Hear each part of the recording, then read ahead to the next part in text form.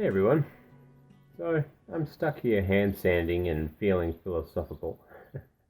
I wanted to relate something that I briefly talked about on the ForgeCast last night. Sam and I recorded the first episode for 2020 last night, and it'll be going live in the coming Friday.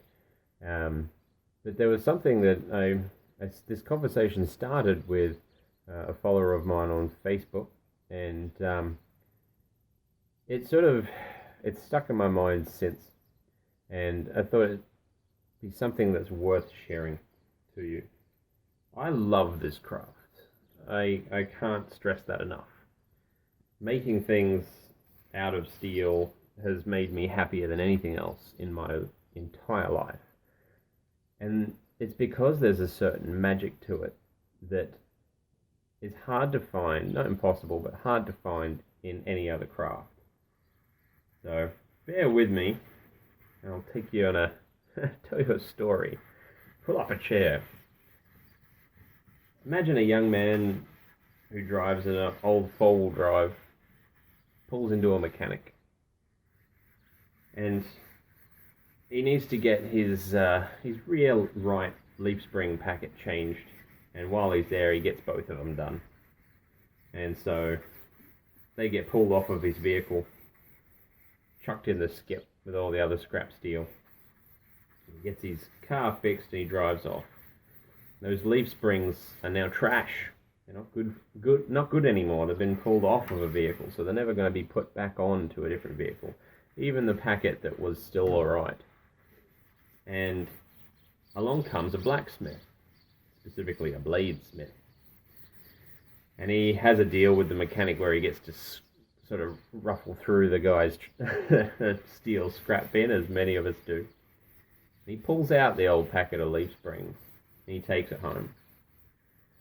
And through hours of toil and sweat and work and muscle, he turns a part of that leaf spring into a beautiful hunting knife. He spends hours on it. He really takes pride in the work. Does it all by hand. Even coming down and hand sanding it just like I'm doing here. And that knife is sold to an old man in his 60s, and he wants to go hunting with his grandson, and then he takes the knife with him, and the grandson always admires the knife, but he's a bit young still, so the grandfather doesn't let him use it. And because, as kids often do, when they can't touch something, it starts getting some sort of sense of reverence for them. And he always goes hunting with his grandfather, and he always sees his grandfather using that knife. And years go by, and the grandfather has taken care of that knife because he could see that it was made with care, it was made with love, and it was made by hand. So the grandfather kept it oiled, he kept it sharp, looked after it. And all those years, the grandson admired it. And one day, when he was much older, grandfather passed away, and the grandson got the knife. That knife has always represented this boy's grandfather, and now it essentially holds a part of that grandfather's soul. It represents the grandfather to the son, and it becomes this precious, priceless thing that the grandson looks after and oils and sharpens just like his grandfather did. And as it goes on and on and on, this thing made of steel, made of wood, made of brass, that's cared for, lasts forever, lasts for multiple generations. And it becomes this precious thing, imbued with the souls of the people who have used it, imbued with the patina that forms on that blade as the story of that knife is written out over the years, as it gets used and loved and cared for and starts representing more and more people, representing memories, representing good times and bad times and successes and failures. And that is the power that blacksmithing has. We can take something that was literally garbage, literally scrap, that nobody wants anymore and nobody sees a use for, and with our own muscle and our own hands and our own skill and our own dedication and our own love, can create beautiful, magical things from people's discarded waste.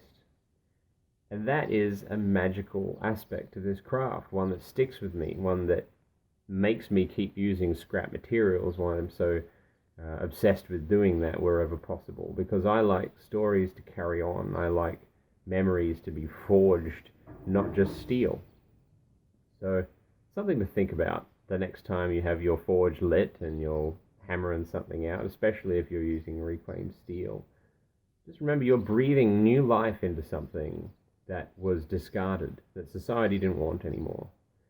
So keep that in mind when you're creating that thing, and it might make you put just a little bit more effort into it, make it just that little bit more magical than it already is. So hopefully this has sort of got you thinking the same way that it's gotten me thinking lately, while I sit here getting sore elbows. But yeah, I hope you enjoyed that, and I hope that it does, even if it inspires you to spend just another half an hour on something that you might not normally have done, just to add a little bit of something extra special, maybe something the customer didn't pay for, but you want to put in just because the piece deserves that extra something, that extra level of hand sanding, that extra little detail like filed spine work.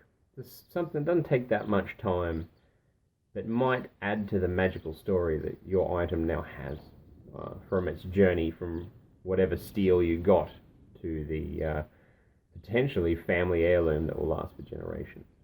Anyway, I'll get back to this.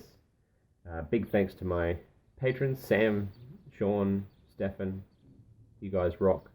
Links are in the description below if you'd like to join that list and help me out creating beautiful things from scrap and doing videos about it. So, I'll catch you guys on the next one. Bye. When it rains, we get trapped for days on the peninsula.